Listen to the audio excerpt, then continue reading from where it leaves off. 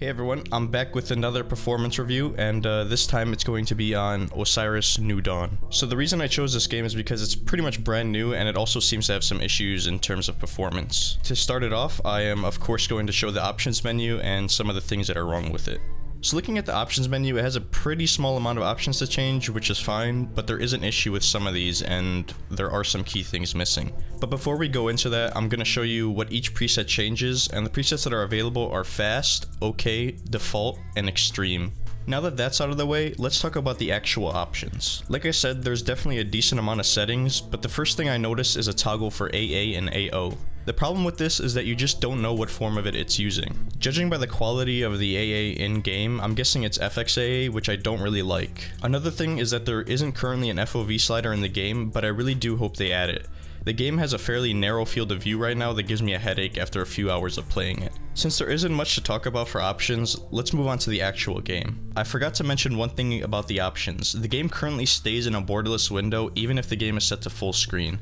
This means that changing to a higher resolution just upsamples, and also my resolution seems to default to 1080p even if I change it to a higher resolution. So basically you can't change it higher than your native resolution.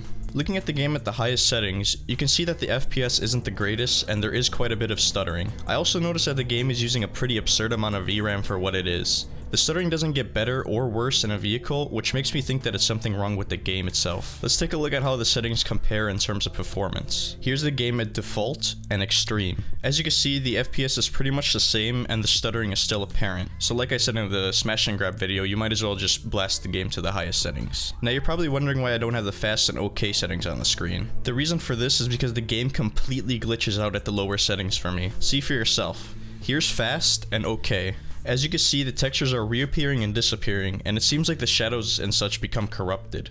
These glitches are apparent even if I restart the game after changing the setting. With that being said, I probably wouldn't play at these settings anyway, as the visuals just aren't pleasing. I also wanted to add in the performance in a spaceship flying around the planet. The game doesn't seem to perform better or worse, just like the land vehicles, and the stuttering again is still very apparent.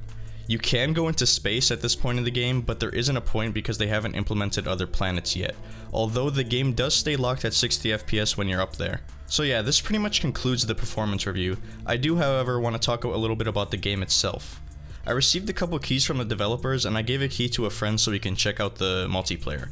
And I must say that this game is incredible. If you ignore the performance issues and focus on the game, this is what No Man's Sky should have been.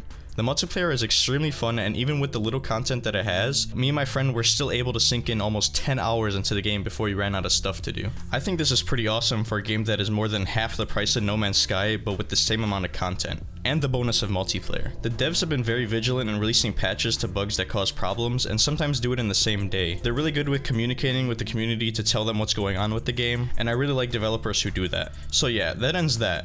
If you want to check out the game yourself, there's a link in the description. As always, let me know what you thought of the video, and I'll see you in the next one.